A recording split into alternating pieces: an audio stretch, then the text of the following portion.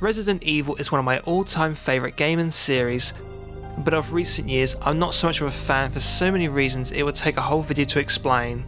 I still love every game in this series up to number 4. So with the recent release of Resident Evil 6, I thought this would be an appropriate time to revisit what I would consider an interesting game in the golden years of this series. Resident Evil 3 Nemesis. In my early teens I loved playing old school Resident Evil games, and I played the heck out of the first 3. I like each of these games for different reasons, but for some reason, the third game is my least favourite. Even still, it's a bloody good game in its own right that tries something different, but also stays true to the Resident Evil formula of these games. So for part 2 of my 2012 Halloween special, I will review Resident Evil 3 Nemesis. I imagine most people watching this review have played this game, or at least played one of the first Resident Evils. And for the few that haven't, let me quickly explain what these games in this series is all about. A Resident Evil game is basically a cheesy B horror movie that's so bad it's actually quite good. The genre of Resident Evil is survival horror, meaning you face zombies and all sorts of monsters and have to keep surviving over and over again throughout these games. They're played in the third person with a 3D character placed on a pre-rendered background. You control your character in what is called the tank control style. Pushing up makes you go forward, and combined with the left or right button you can move your character in any direction. It does take some time to get used to compared with a more modern 3D style of control. Throughout your scary adventure you find weapons, ammo for your weapons, and puzzle solving items.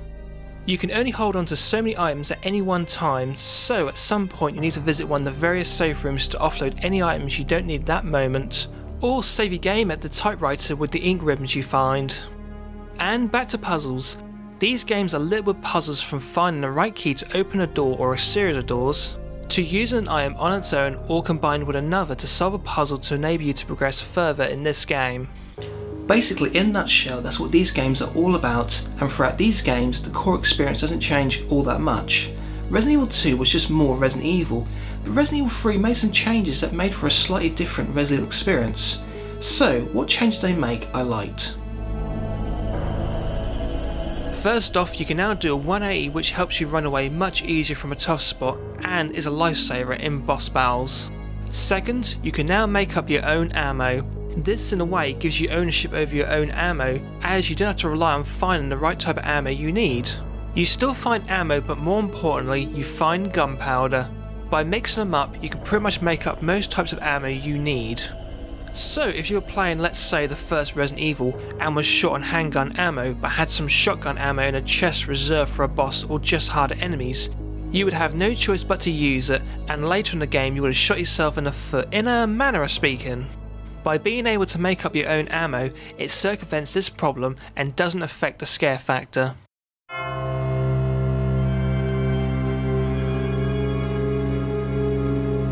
Another cool change is a good chunk of the game takes place outside of Raccoon City.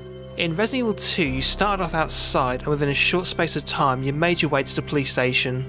Myself and other fans of the series wanted more interaction outside, and we sure got it. The only downside is I did get a little lost when running around the streets and alleys, but that's what the map is for, so no biggie. One big change is the pick your own action event, which has a huge impact on the game. You're presented with 2 choices, and once you've made your choice you are snapped right back into the action to play out the aftermath of your decision. This kind of has an old choose your own adventure quality about it. With these moments you never feel like you lose control like you do with a quick time event. These choose your own action events happen very quickly and never get tedious, and control always remains in your hand and is only taken away for a quick second. With this new aspect to Resident Evil 3, the developers are trying to give you more control over how the story plays out. With how heavily scripted these games are, that's not something you can really do. And that's why I imagine this feature wasn't implemented in the first 2 Resident Evils, and why it didn't return this form again in Code Veronica, the remake, or Zero. I personally like this choose your own action feature and felt it worked really well for this game. But why did it work for Resident Evil 3 and why couldn't it work for the first two? I have a theory why, and I will explain later in this review.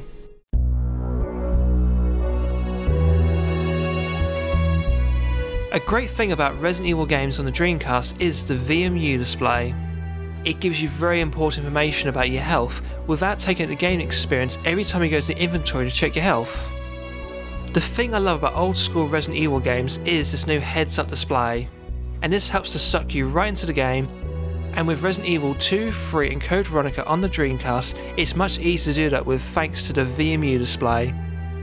So all in all, Resident Evil 3 is exactly what you would expect from an old school Resident Evil game, and most of the new game mechanics work really well, helping to give you a Resident Evil experience with a slight twist to it.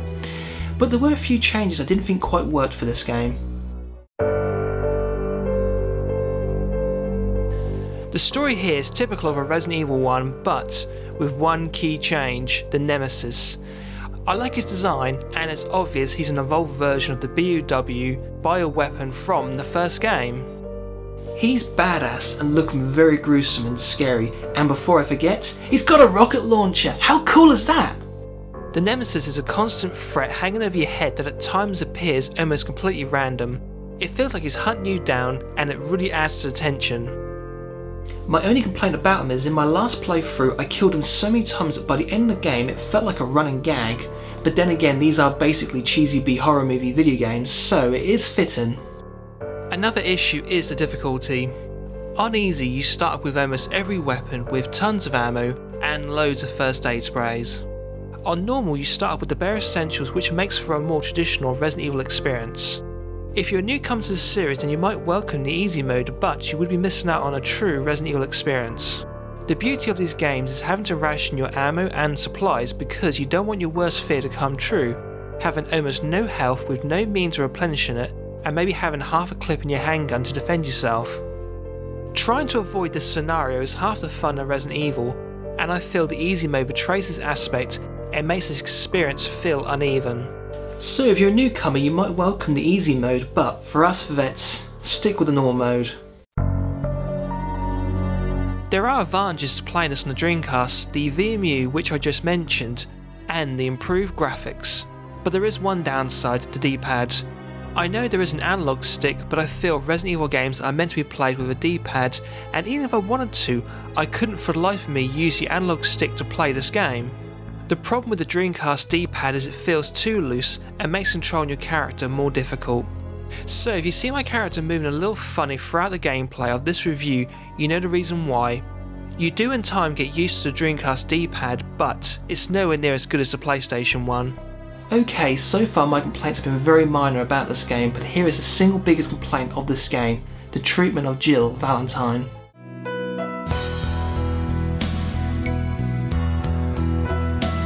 Let's be frank, Jill is a beautiful woman, and even as far back as the first game we saw that, although a very pointy beautiful woman. In the first Resident Evil we saw through the early polygonal graphics and witnessed a brave, capable woman who knew how to handle herself in a situation not of her own choosing. This multi-capable woman can also play the piano. Even though her dialogue in the first game was cheesy, she was still a reliable character you could invest yourself in. And what did they do for the third game? They turned into a sex symbol to simply sell this game. With the success of the first Tomb Raider, Capcom saw how Eidos used that game's character, Lara Croft, as a sex symbol to help sell this game and its many sequels, a reboot, a remake of the first game, and another reboot. For a time, that approach worked for that series, and whether it's the right thing to do or not is questionable. I mean, could Tomb Raider have made it on its own without turning its star into a sex symbol? I don't know, and that's not the point of this video, so back to Resident Evil 3.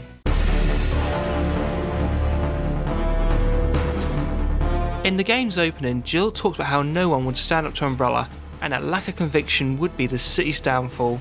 For some reason, what she says makes me think she saw this whole event happening way before it did. If that's the case, why did she not dress better for it? Okay, let's say hypothetically she never saw this outbreak coming, and got doled up just before it happened to meet a friend, and while she was out, this outbreak happened. So she could have been taken off guard, and I could buy that. But the way the opening to this game plays out makes it hard to draw that conclusion and believe it.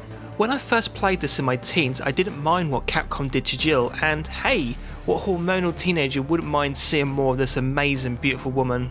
But now it just feels like a betrayal of her character, and thankfully Capcom's never taken this approach again, unless you include the super buff Crest Redfield from Resident Evil 5. This game isn't perfect, but then again none of these games are. So why does Resident Evil 3 feel so different than the first two Resident Evils? Let's take a trip back to the late 90s to find out why.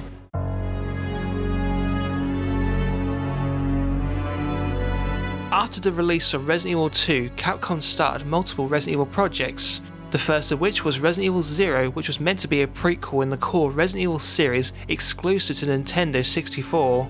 If that game had been finished at that particular time, it would have ended up coming out very late into the N64's life cycle. And that was why the project was put on hold until it was resurrected and redeveloped for Nintendo's next system, the GameCube. I think that's why Capcom ported over Resident Evil 2 to the N64 as a means of saying sorry. As far as we knew, there were 3 other Resident Evil projects on the go. There was an unnamed project that was meant to be the next game in the core Resident Evil series. It would feature Hunk on a mission to retrieve a sample of the G-Virus from a ship. There was also Resident Evil 1.9, a side escape story set in the same time frame as Resident Evil 2. And finally, Resident Evil Code Veronica, an unnumbered game in the core Resident Evil series exclusive to the Dreamcast. But there was a problem with all these Resident Evil projects, none of them would be ready for some time. The PlayStation was still around, and next generation wasn't here yet. Let me get more technical, right? Resident Evil 2 came out in early 98, and Resident Evil Code Veronica came out in early 2000.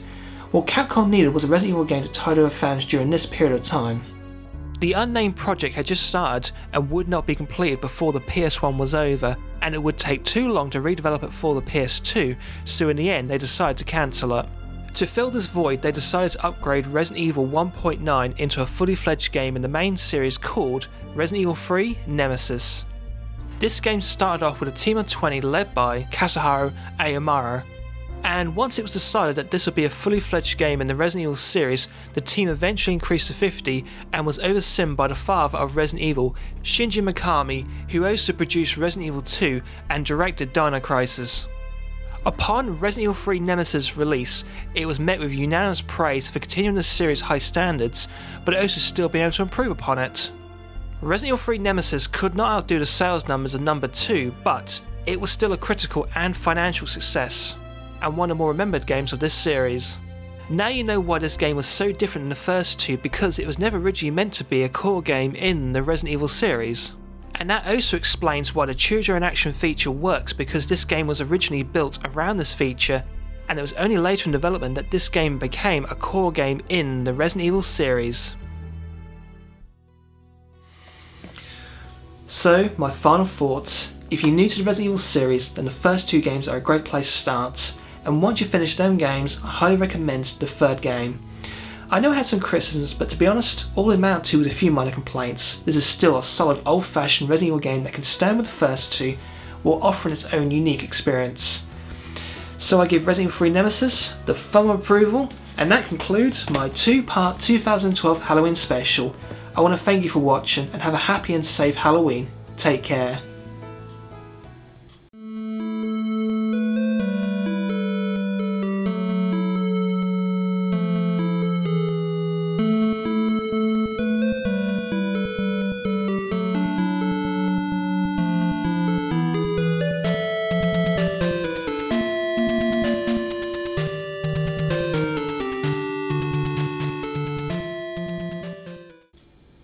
That's a wrap. Woo! Ooh, yeah.